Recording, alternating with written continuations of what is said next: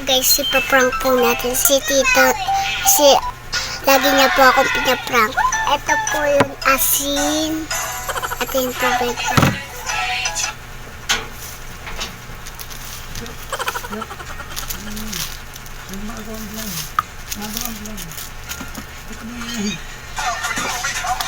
Yan.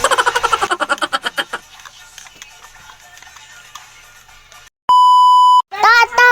Oh, Ito tubig pala, hindi ka mapagod. ay, Oh. thank you. Bait ang pamangkin ko. Oh.